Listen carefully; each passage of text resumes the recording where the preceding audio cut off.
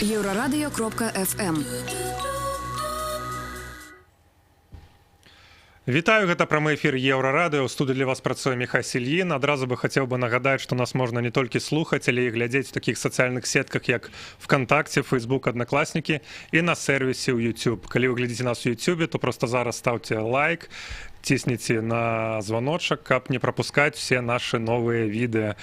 И у нас сегодня в гостях две девушки из Германии, поэтому я перейду на русский язык. Они приехали в Беларусь, чтобы ухаживать за стариками, узниками концлагерей гетто. Их работа в общественном объединении взаимопонимания заключается в том, чтобы посещать одиноких маломобильных бабушек и дедушек, помогать им с домашней работой, ходить в магазин, иногда просто разговаривать и морально поддерживать. Как молодые девушки решились на волонтерство в Беларуси, какие впечатления у них остались от социальной работы в нашей стране, вот про это мы сегодня поговорим с волонтерками Линой и Марлен. Добрый день. Здравствуйте. Здравствуйте. Расскажите, давайте все по порядку. Как вообще возникла вот идея приехать в Беларусь и начать заниматься здесь волонтерством? Ну, впервые была идея заняться волонтерством. Просто мы все, которые в Минске, мы впятером сюда приехали. Мы все после школы, 12 класс закончили, и, в принципе, ну, не знали, что делать дальше, на какую специальность учиться, все то. И чтобы не сидеть просто дома, мы хотели уехать и, ну, что-то хорошее сделать. И так как у нас у всех интерес к России, к Беларуси, к Украине, к этой части мира. Восточной Европы. Да, мы решили сюда приехать. Да. Откуда такой интерес именно к нашим странам? Ну, у меня персонально семья просто из России, поэтому хотела сюда и подучить язык еще. Угу. То есть у вас уже был какой-то опыт языковой? Да, да. А вот, Марлен, у вас, вы знали русский язык? Нет, я вообще не знала русский язык. И уже учились ему именно непосредственно здесь? Да, чуть-чуть. Ясно. А какие у вас вообще были впечатления, вернее, не впечатления, что вообще знали о Беларуси до того, как приехали сюда? Может, какие-то стереотипы? Какого было вообще представление о нашей стране? Почти ничего, просто мало чего слышно. Я друзьям говорила, я уезжаю в Беларусь, и они до сих пор мне пишут, как в России. И единственный стереотип был, что очень много милиции здесь. Очень такой порядок строгий. Угу. И когда вы приехали, этот стереотип подтвердился или нет?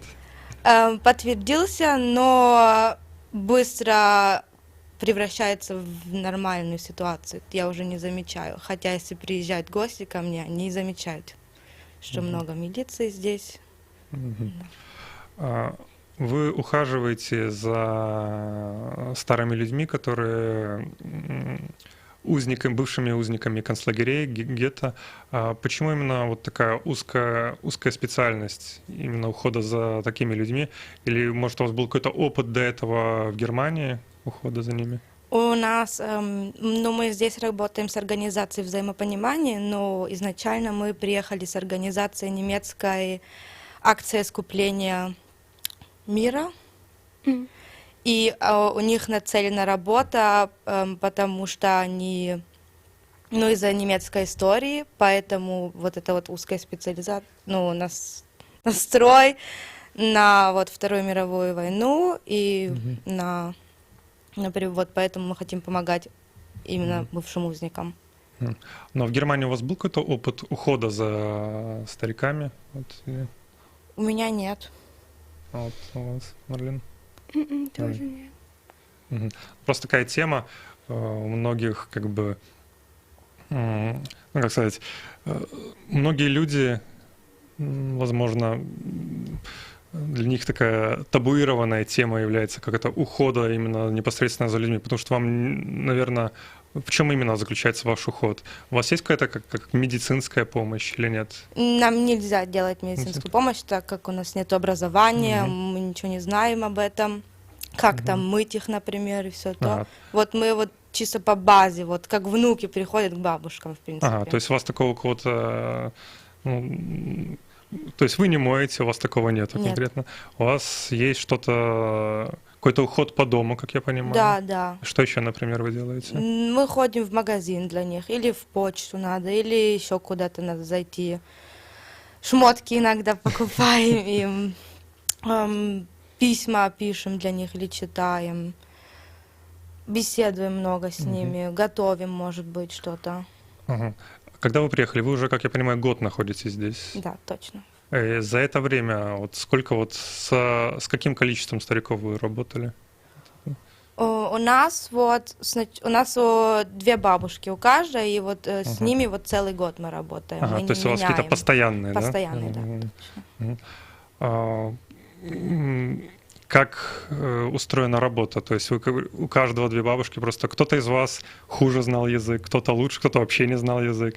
То есть как это происходило обучение вот непосредственно с этими бабушками, как вы работали? Потому что они, может, знали немецкий язык или нет? Ну, бабушки уже очень привыкли, потому что мы не первые волонтеры, которые к ним приезжают, так что некоторые знают немецкий язык, но очень часто тоже жесты хватают, и вот как ты друг другу все равно понимаешь, даже без языка. Мгм. А как вообще вот выглядит ваша жизнь именно в Беларуси? Вы где-то живете, вы живете с ними или у вас какая-то... Где вы вообще живете? Нам организация немецкая снимает здесь квартиры, так что мы не с бабушками живем. Ну, это хорошо. Для вас просто снимаете квартиру? Да. Мгм. Как вообще вот выглядит, я не знаю, рабочий день или нерабочий? То есть вы с ними проводите каждый день или у вас есть какие-то выходные?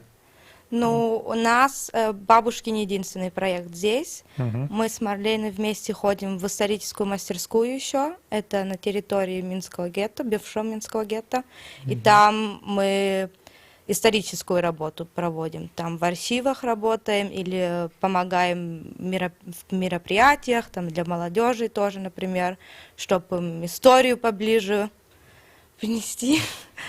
И поэтому каждый день разный. Не каждый день к бабушкам, один день 2 часа бабушки, потом час историческая мастерская, потом другой день не бабушки, только мастерская или язык учим. Мгм. И еще другие проекты у наших, ну, те, которые с нами переехали, есть еще проекты новинки. Это детский дом для больных деток. Но это не был наш проект изначально, но мы уже все туда тоже ходим. Мгм. Не знаю, занимаетесь каким-то досугом, просто, ну, как вы отдыхаете как-нибудь? Вообще? Путешествуем много. Именно по принципе. Беларуси?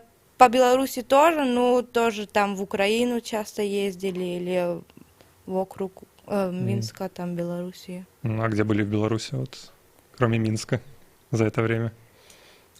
Или не вспомнить сейчас? Ну, в каких городах? Пинске, Гомелье, Витебск, Брест, Глубокое. Какой из городов больше вам запомнился? И почему? Я только была в Пинске и в Гомеле, потому что мне более хотелось там в Украину или в Польшу поехать. Мне Пинск запомнился. А Марлена, вам? Брест и Витебск мне очень нравится. Спрошу отдельно про Брест, что именно в Бресте понравилось, потому что я сам из Бреста. Die Altstadt, die Fußgängerzone da. Старый город, и там, ну, тротуар, ну, где все ходят. Ja, oder Innenstadt? Ну, Stadtzentrum. центр города. Хорошо, вернемся конкретно вот к вашей деятельности здесь вот. Как вообще вот пенсионеры, с которыми вы работаете, относятся к тому, что вы из Германии? Вот, ну, как они рассказывают вам вообще про войну, свои воспоминания про это? Очень-очень редко.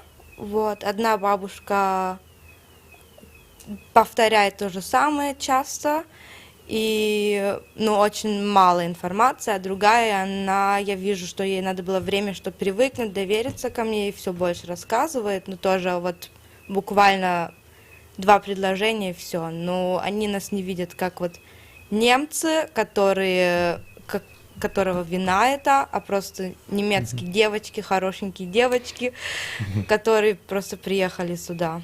То есть какого-то помогают. негативного восприятия отношения нет? Вообще нет, вообще.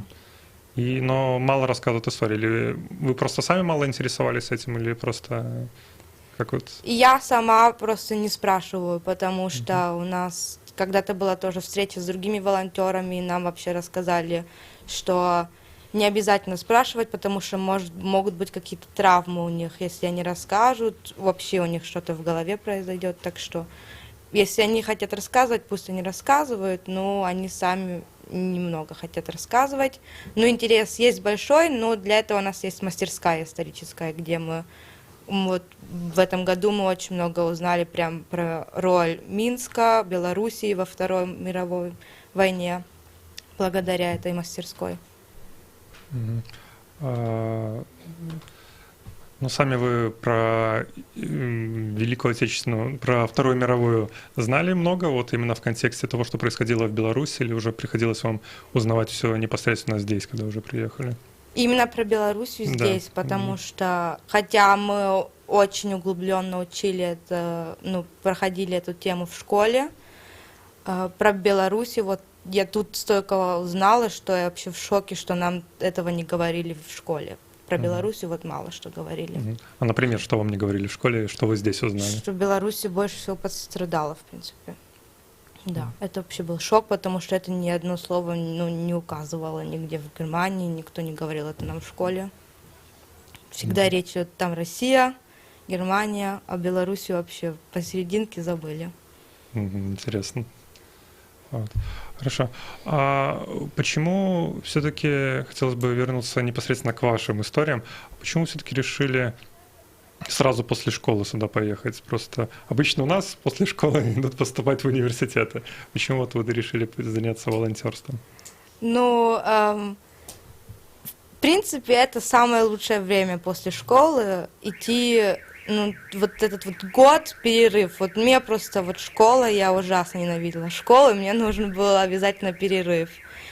И вот это вот тоже один учитель говорил, это самое лучшее время, потому что ты сейчас закончишь школу, ты можешь взять перерыв, а потом ты будешь уже учиться на специальность. Может, ты где-то будешь подрабатывать, где-то сразу потом начнешь работать, и ты уже будешь старше, может, ты найдешь кого-то, уже будешь семью заводить с тем. Так что для меня это сейчас самое идеальное время. И просто очень нужен был перерыв от учебы.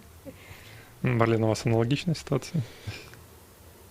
Ja, also ich wusste auch noch nicht genau, was ich studieren möchte und wollte auch gerne im Ausland einfach ein Jahr leben oder ja ein Warum anderes genau Land dann? kennenlernen. Weil ich jetzt die Möglichkeit dazu habe und ich im Studium noch nicht so genau weiß, was. Изначально, потому что, как я уже говорила, мы просто, и Марлен не знала, что после школы, куда поступать, и ей очень хотелось уехать из Германии в другую страну, познакомиться с культурой вообще. И поэтому она посчитала, что это самая лучшая возможность. Хорошо, про ваше волонтерство мы продолжим беседу после паузы. И сейчас мне подсказывают, что еще рано нам заканчивать паузу. Хорошо. Опыт, который вы получили здесь, как вы его собираетесь использовать? То есть как-то будете использовать это в своем образовании как-то в дальнейшем или нет? Образование, да. Я тут узнала, что я хочу с социальным работником работать. Мне это очень нравится. Так что это уже один факт, что я так буду дальше работать в этой сфере. И, конечно, огромный опыт, потому что мы теперь в немецком не говорят Белоруссия, а Weißrussland, а не Беларусь. А теперь, мы знаем, надо говорить Беларусь, а не Weißrussland. Это приятно. Хорошо, на этом моменте мы сделаем перерыв и скоро вернемся после паузы. Оставайтесь на хвалях Еврорадио.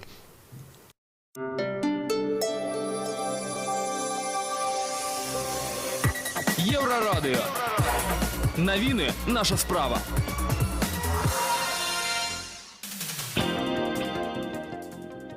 Вітаю, студыя Ольга Міцкевіч. Каротка пра асноўныя падзеі. Александр Лукашенко не выключае, што ў Беларусі будзе удасканаленая сістэма паступлення ВНУ.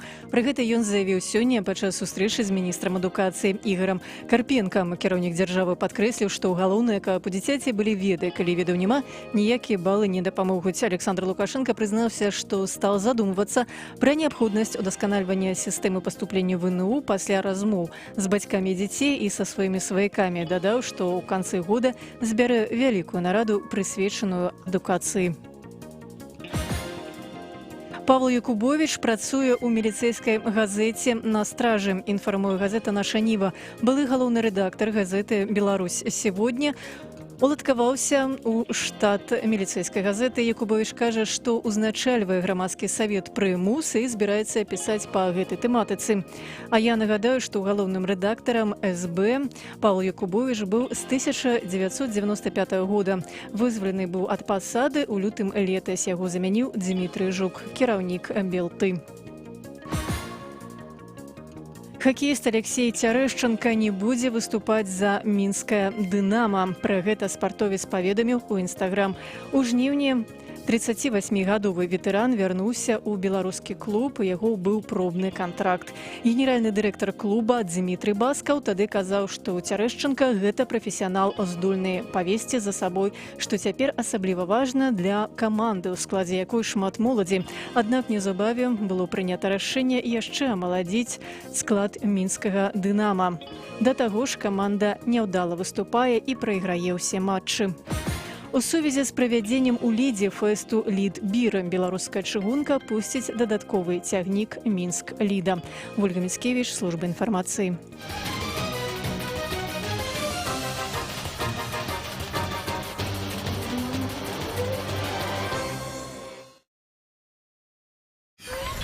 Еврорадио.фм. Мы возвращаемся в студию Еврорадио. Сегодня у нас в гостях две немецкие девушки, Лина и Марлен, которые приехали из Германии в Беларусь, чтобы ухаживать за узниками концлагерей гетто.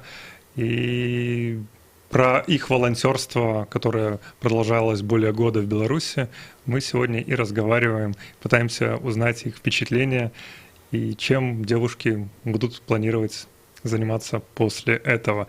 Как раз перед выходом на перерыв мы поговорили с Линой, что она, вернувшись в Германию, хочет стать соцработником, и этот опыт, который она получила здесь, ей поможет в этом. Сейчас бы хотели узнать, вот, чем, Марлен, вы планируете заниматься, когда вернетесь вот скоро в Германию?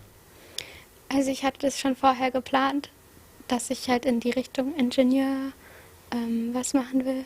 Und im Moment denke ich, dass ich das auch machen will. Also ich werde anfangen zu studieren. Марлена уже до этого года, у нее была идея, но она не была уверена. Но сейчас она уже точно знает, что хочет идти в сферу инженера. Там с окружающей среды тоже там что-то работать, в принципе. Окей. Поездка в Беларусь. Просто вы сами говорили, что мало знаете про эту страну до приезда сюда. А много ли знали ваши родители? Как они вообще отнеслись вот к тому, что вы сюда поедете? Было ли им просто вас так отпустить вот на целый год? Просто вообще нет. Мне родители сказали, нет, не езжай. Но это был мой выбор. У них, в принципе, не было выбора, я их не спрашивала. Но мама очень обрадовалась, потому что моя первая... больше всего я хотела в Россию поехать, так как у меня там тоже семья, и я могла бы, может быть, их посещать на выходные. Мама очень обрадовалась, что не в Россию, а в Белоруссию, потому что намного безопаснее здесь. Да. Марлен, как ваши родители отнеслись? Also mein Vater hat in China eine Zeit lang studiert und war selber eine Zeit lang in Russland und fand es deshalb toll und interessant, dass ich hierher möchte. Willst du das übersetzen? Отец Марлены, он сам, als er Schüler war, Student. Когда он был студентом, он сам за рубежом работал, в Китае, в России, поэтому он очень поддерживал эту идею, что она хочет год провести в другой стране. Und also meine Mutter fand das in Ordnung, also sie hat das akzeptiert, meine Entscheidung. Und ich glaube, es war auch leichter, weil meine Schwester in Kenia für ein Jahr war und ich bin nicht die Erste, die für ein Jahr weggegangen ist. Для мамы было это в порядке, скажем так, и Марлина считает, что ей было легче, так как ее старшая сестра раньше вот такой вот год сделала в Африке. Ага.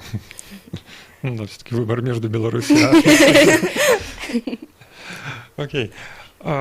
Когда вы сюда приехали, вот ваши первые впечатления о Беларуси, вот все-таки у вас были стереотипы, говорили про милицию, что много полиции у нас, милиция. А вот когда приехали, вот в чем вот главная вот какая-то разница вот ощутимая была вот в городах, вообще, может, в людях, вот отличие какое вот отличие Германии от Беларуси, которые вот прям вот очень сильно выделялись? Ну, что в Германии очень... Weißt du, wie Vielfalt auf Russisch ist? Много разного, скажем, люди из разных стран. В Германии вот ну, ты ходишь по улице и слышишь разные языки. Видишь... Многонациональные страны. Да. Сюда приехали, и вот на нас смотрят иногда как на инопланетянин, если мы говорим по-немецки. И тут вообще не слышно другого языка. И все тот же самый цвет кожи, все также одеты. Вот это вот было вот первое впечатление, вот, которое очень, ну, различает Германию от Белоруссии для меня. Ja, also am Anfang waren wir viel damit beschäftigt, erstmal irgendwie alles kennenzulernen, weil wir ja auch alle das erste Mal alleine in der Wohnung gelebt haben. Und halt ja für uns, die überhaupt kein Russisch gesprochen haben, wir haben erstmal festgestellt, dass man auch mit Englisch nicht unbedingt so, also es kommt drauf an, aber nicht unbedingt so weit kommt.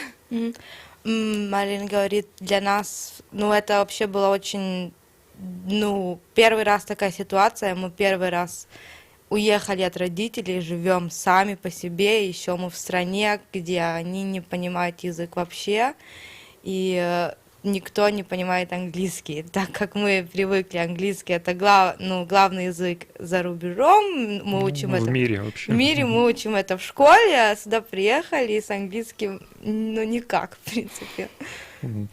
Но, тем не менее, вот вы за год, вот у вас получилось найти каких-то друзей в Беларуси? Или вот вы общались только друг с другом? Also wir machen ja schon viel zusammen und ich würde sagen, die Leute, die wir kennengelernt haben, vor allem am Anfang, waren halt Leute, die dann eben eine andere Sprache konnten, also Deutsch oder Englisch. Und ja, jetzt durch das Lager erst am Ende auch eher mit Leuten, die halt kein Deutsch sprechen. Ну, вначале мы вообще не знакомились с никем, потому что мы сами сначала должны были найти путь, вообще прожить, потому что все было новое, и мы общались с людьми, которые умели немецкий язык, на работе, например, или только с нашими бабушками, или потом уже мы знакомились с другими волонтерами из Германии или вообще из других стран, которые тоже здесь волонтеры. А уже под конец там, например, мы бывали в лагерях с детками, и там уже знакомились с местными волонтерами, которые не знают немецкий язык.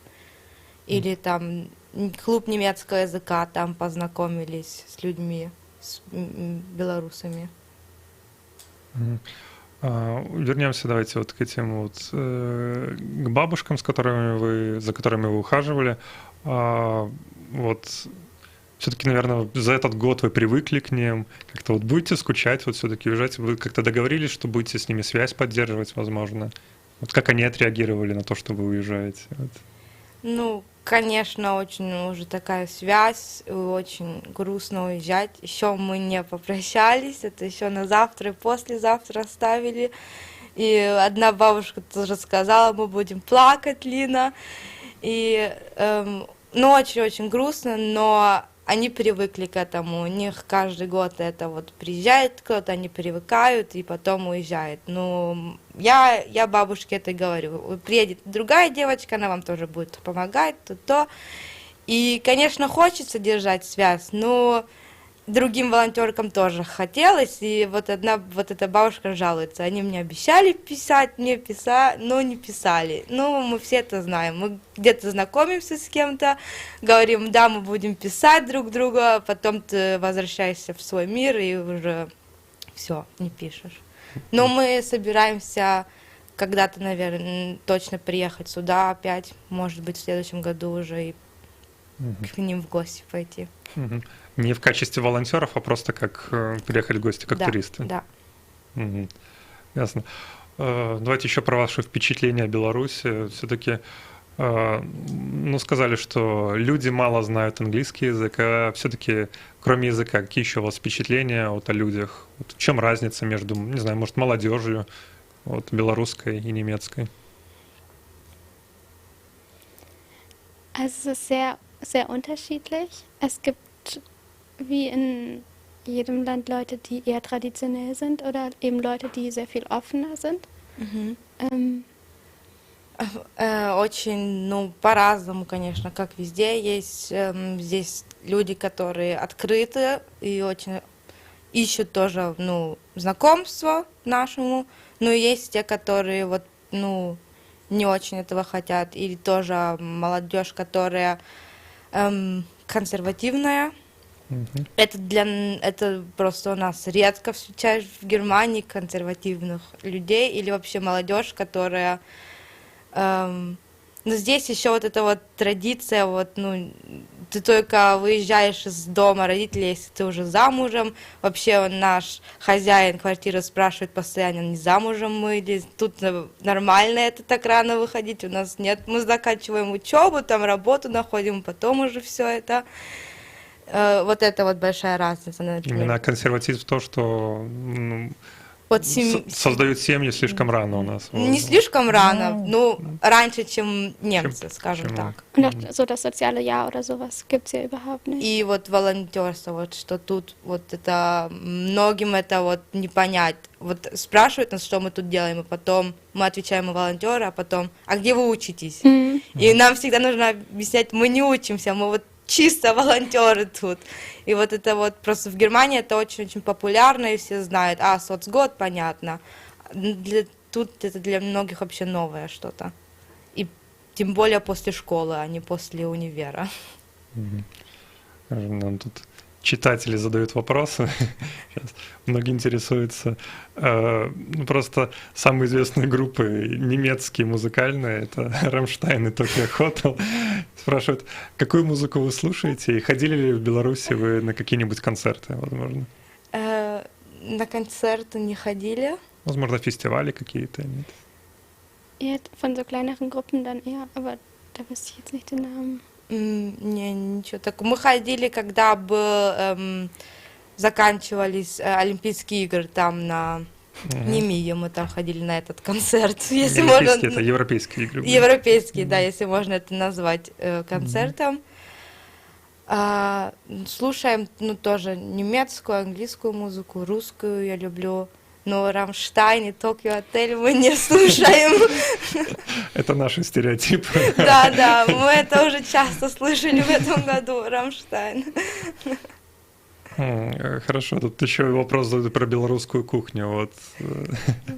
Вот как вам белорусская кухня? Какие, может, блюда вас впечатлили наибольше? К этому есть очень интересная, смешная история. Мы когда встречались с белорусскими волонтерами, они нас то же самое спросили, как вам наша кухня? И мы, в принципе, не знаем. Белорусская кухня, что ты имеешь в виду? Он нам сказал, драники, это наша вот это типичная национальная кухня. Мы сказали, у нас драники тоже в Германии, называется картофель-пуфер. Это очень нормальная еда, уже в начальной школе нам выдают ее. Но вкусно, очень вкусно. Oder? Ja, und also ich esse kein Fleisch und das war bei den Omas teilweise ja auch dann schwierig. Aber an sich mag ich die belarussische Küche. И еще такая не проблема, еще такая штука, что Марлена, она вегетарианка, так что она не питается мясом. И это, например, тоже была проблема для ее бабушки, которая, любит готовить, там тоже белорусскую кухню, и там без мяса приходится всегда готовить. Это бабушке приходилось готовить или как? Я не очень понял. Ну, бабушки вообще любят готовить для волонтеров. Да. Ясно. Тут еще спрашивают про общее между нашими странами. И, например, один из вопросов про хорошие дороги. У нас есть такой стереотип, когда там приезжают к нам россияне или украинцы про Беларусь, что у нас очень хорошие дороги, очень чистые. Но все-таки в Германии, мне кажется, они гораздо более качественные. Вот у вас, как ваши впечатления вот вообще про устройство города, про инфраструктуру? Вот какая разница с Германией? Тут очень много дорожек возле друг друга, но там в одну... Много полос. Много полос. В центре у нас это вообще не видно. Тут прям 6 штук. Вот это вот вообще везде видно. Это очень такой шок был, потому что это редко в Германии видно, и в центрах, в принципе, вообще нет. И очень-очень чисто здесь. Тут намного чище, чем в Германии. Кто-то из Минска мне говорил, что Минск 3-й из самых чистых городов мира. Да. Есть такой стереотип. Про волонтерство. Все-таки у вас был сейчас такой опыт. Планируете вы вообще дальше как-то заниматься каким-то волонтерством? Вот, возможно, это будет в какой-то, не знаю, в другой стране, возможно, другая сфера. Вот уже видите себя в этом дальше? Если да, то что это будет? Also ich habe auch schon vorher als Freiwillige gearbeitet in der Kirche oder zum Beispiel mit Flüchtlingen. Марлена уже до этого года работала волонтером, например, с беженцами она работала или с церквой. Und was jetzt Neues ist, also dass ich halt weiter irgendwie was mit Belarus zu tun haben möchte und vielleicht es gibt ja Canicoli, die Organisation, und dass man da sich auch noch danach praktisch engagieren kann. И Марлена обязательно хочет сохранить связь с Белоруссией, и там есть, например, каникулы, которые проводят летние лагеря здесь, и точно хочет дальше волонтерством заниматься. Я тоже, слишком много возможностей, было бы круто уехать, может быть, в Азию или в Америку, и там волонтером работать, или с детками в школах, или вообще с окружающей среде ей помогать. Или тоже в Германии, если там учеба начнется, там тоже бы с беженцами было бы круто поработать, или с детками. Точно хотим дальше работать волонтерами. У нас уже мало времени остается. Давайте уже в самом конце. Все-таки вы скоро уезжаете, через пару дней. Вот все-таки почему в Беларуси будете скучать больше всего? Вот. Хотелось бы узнать. Was man am meisten über Belarus wissen muss, oder was? Was man am meisten vermissen wird Что hier? vermissen? Для меня точно это... Так как я тут вот для меня узнала, что неважно, откуда ты, неважно, страна, где ты находишься, мы все люди, я буду скучать по людям, с которыми я тут познакомилась. Ja, am meisten natürlich die Leute, wie du schon gesagt hast. Тоже для Марлены люди, конечно. Aber auch das Reisen, dass man hier gut übers Wochenende irgendwie auch aufs Land oder so fahren kann oder halt in andere Städte. И тоже попутешествовать, потому что тут вот на выходные можно хорошо уехать недалеко, очень красивые места, там озеро или чего-то такого, вот поэтому тоже будет скучать она. Ясно. Большое спасибо, что сегодня пришли нам в гости. Было очень приятно с вами пообщаться. Напомню нашим слушателям, у нас в гостях сегодня были Лина и Марлен. Это две волонтерки из Германии, которые приехали в Беларусь, чтобы ухаживать за жертвами концлагерей и гетто. Оставайтесь на хвалях. Еврорадио. Пакуль. Маеш спадарожнікавую талерку, у нас для цябе добрая навіна. Ты можаш слухаць Еўрарадыё 24 гадзіны на суткі. Лаві нас на спадарожніку Астра 4А. Координаты 4,8 градусов на ўсход, частота 12380 МГц, горизонтальная поляризация, хуткасць плыні 27,5 мегасімвалаў за секунду. Будь на хвалі незалежнай інфармацыі і альтэрнатыўнай музыкі.